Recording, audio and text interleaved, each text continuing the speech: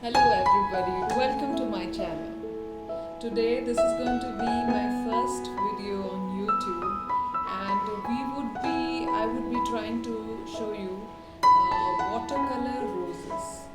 I would be taking you through two different ways of making roses. One of them would be a very easy, simple, and the same thing can be stepped up to make a rose that looks much more advanced, although it'll still be very easy. So let's get on to what we are going to do today. A beautifully bright day today for filming. So let's get on to what all material we would be requiring. So let me start with some brushes. Just take whatever brushes you have and just pick something which can come to a nice point for watercolor. Okay, and you need a jar of water. A very important thing is that you need a piece of tissue paper to blot and wipe your brushes. You need watercolors. Today I would be using this tiny box of watercolors which I received as a birthday gift, and this is Sennellier Aqua Mini, and it has lovely 8 basic pair set of colors. Then you need a palette. For palette I use a regular quarter plate in ceramic. And then you need, most important, is watercolor papers. A lot of people find it difficult to do watercolor because they are probably not using the correct paper. The joy of watercolor will come from using the right paper. Let's now take some color onto our palette. It is always a better idea to take the color onto your palette so that you have enough space to mix and see the consistency of the color. To keep the painting really simple, we are just going with 2 colors. One is red and the second is sap green. I'm taking the colors straight out of the palette. Now let's start the painting. I'm starting with the center of the rose, which you can start by some strokes that are just curved lines. The center will be the smallest, and around the center we will just go in a whirl sort of a fashion. We'll keep on giving small curved strokes with the brush. Please observe the brush stroke. I'm starting thin and pressing it down to its width, and then while I pick up the brush, the end also becomes thin, so it gives a kind of a petal shape as seen from top of the flower.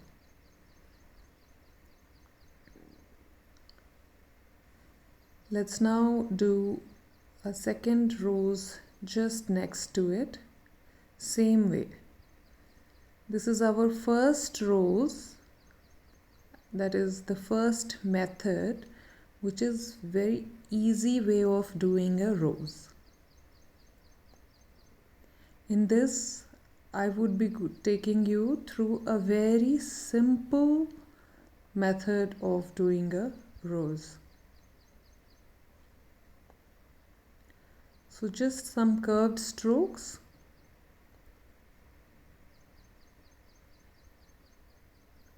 In a circular manner around the center. I feel like just darkening the center petals a little. but I'm not doing much detailing in this first method of making a rose. Now let's just add some leaves around it. Flowers look really pretty when surrounded by some greens. It really brings out the flowers. Again, the leaves we are keeping super simple. Just a little, I use the tip of the brush to make the stems of the leaves and just press down the brush to broaden it and bring out a leaf sort of a shape from there.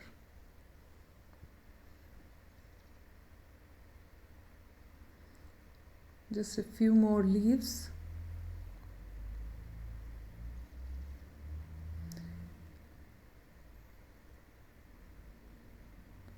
Yeah, I think we are done.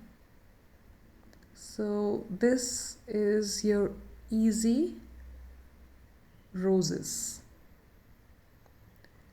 This is one way of making roses.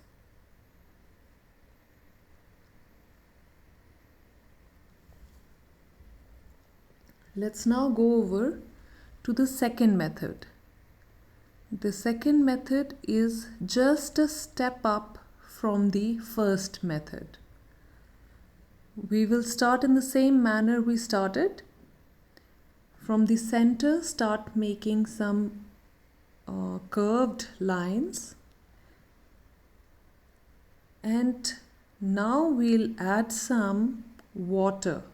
There is another brush that I am using with which I would be just adding strokes, similar strokes with only water. And I'll keep alternating, between the brush that is loaded with color and another brush which is only holding water. So you see, I'm just around it making some marks with water only. Today seems to be a very dry kind of a sunny day. The water is immediately getting absorbed or evaporated. So we want some water on the paper on which we would again add some color. So we will alternate between, see, again water and again the loaded brush with color.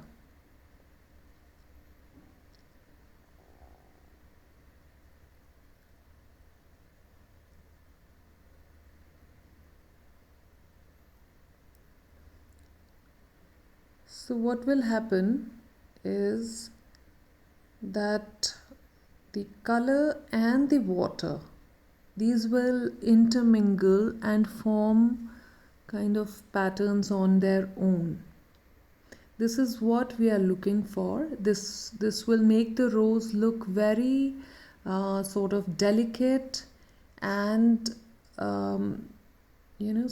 very 3D delicate.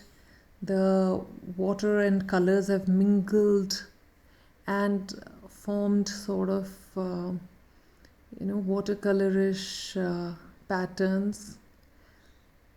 There are various shades of red and pink now you will be able to see. So this is not difficult at all.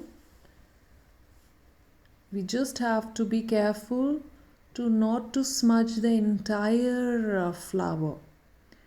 We'll kind of leave some white spaces. Some places there is water, some places we will add color. And this is how the rose will keep on, coming out. Now you see, this looks a much more complicated rose. However, it is not at all. We have followed the same steps, but we have allowed the water and the color to intermingle, and that's what has brought so much of detailing into the rose. I'm adding some more water to allow the colors to spread and intermingle,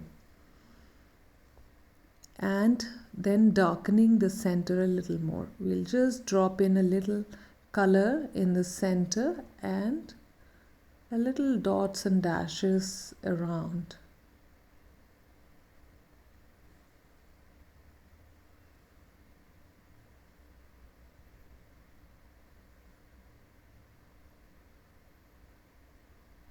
Now let's move on to a second rose right next to it.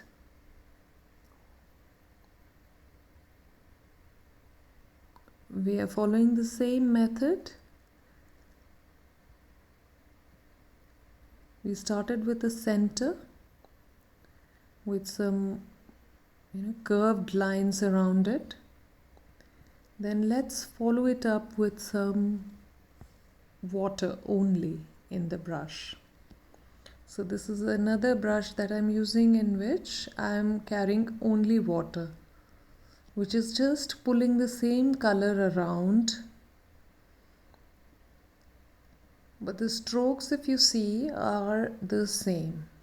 I'm just sort of making the petal shapes that we did in the first easy rose. Now I'll be using a little bit of color.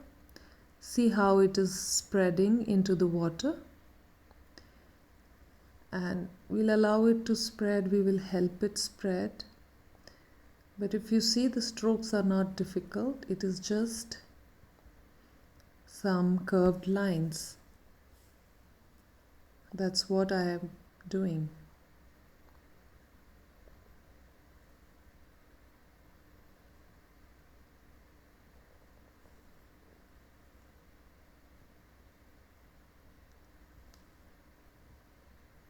We will allow it to have that watercolor effect.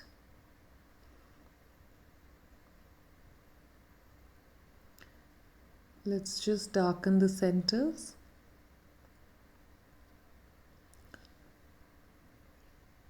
Now let's add some water to help the colors spread and intermingle.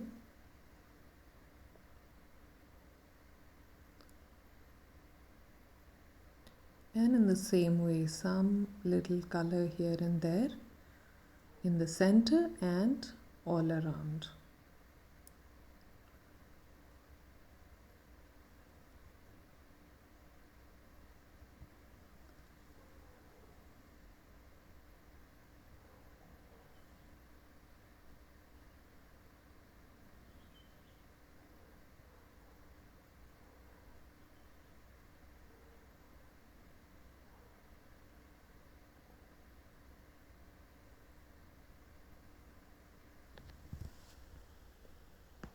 I feel like giving a little rosebud here.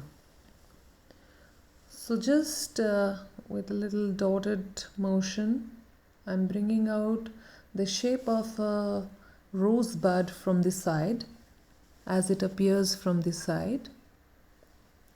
And let's just drop in a little bit of more pigment on the base of the rosebud.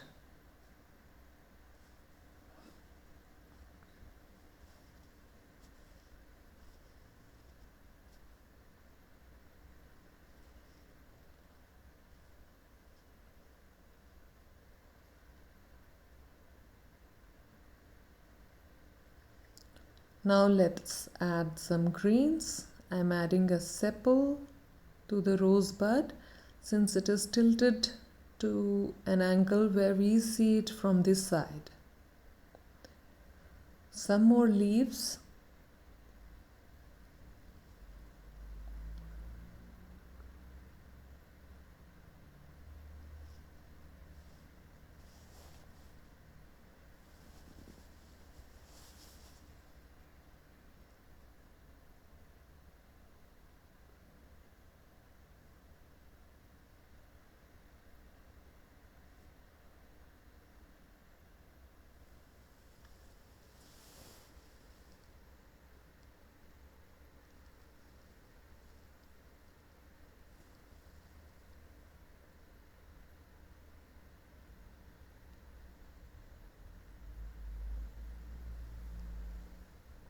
you will observe I am just bringing out the shape of the leaves, not like drawing a leaf and filling it in. And then drop in a little bit color to the somewhere where the leaf is starting. So it looks a little darker and there is a little bit of variation of dark and light.